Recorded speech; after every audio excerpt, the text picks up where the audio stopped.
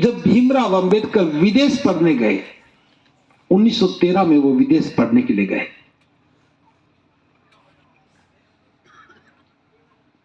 उस समय घर में एक बेटा हुआ जाने से पहले, जिसका नाम यशवंत था।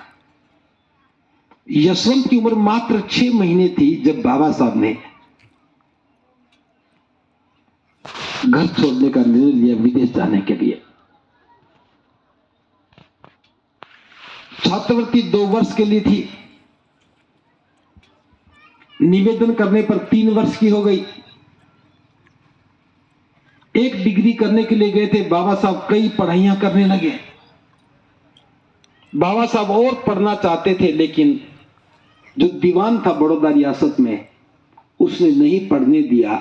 बार बार चिट्ठियां लिखी और बाबा साहब को पढ़ाई छोड़ करके वापस आना पड़ा।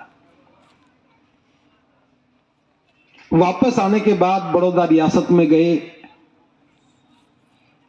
वहां नौकरी मिली, वित्त विभाग में सचिव की नौकरी, बहुत अच्छी नौकरी थी। लेकिन जाते ही जिस हालात में कदम रखा,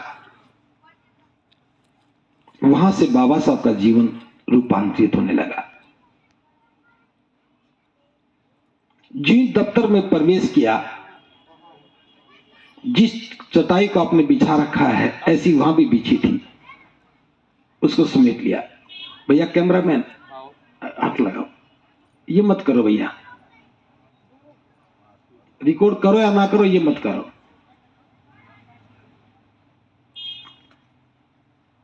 टाट को समेट लिया। पानी मांगा तो गिलास तो रख दिया, लेकिन दोबारा हाथ नहीं लगाया। चपड़ा से भी फाइल को फेंकता था।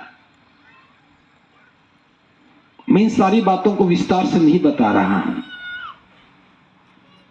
थोड़ा सा एहसास करवा रहा हूं कि जिसने अमेरिका में रह करके 4 साल पढ़ाई की हो,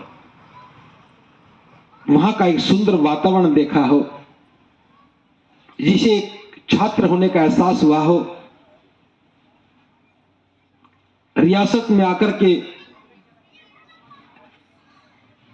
वित्त सचिव का पद जिसने ग्रहण किया हो, भला इस अन्याय को, इस अपमान को बर्दाश्त कैसे करते।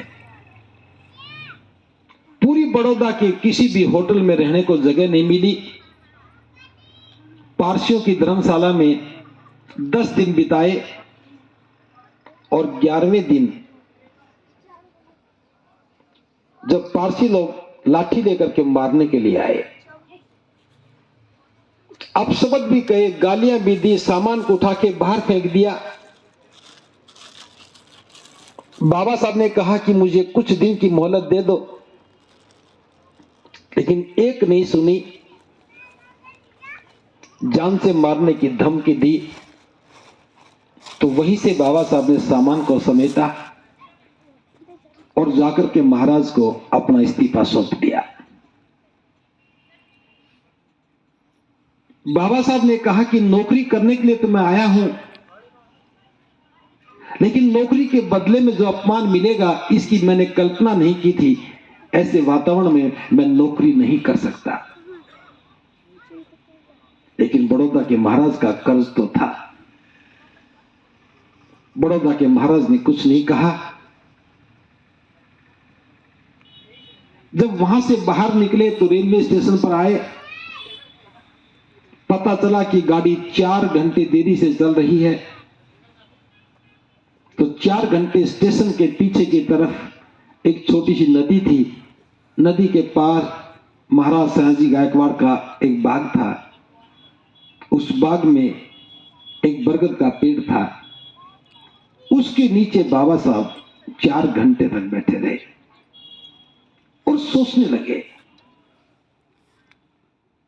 कि मैं इतना पढ़ा लिखा, मेरे बराबर इस रियासत में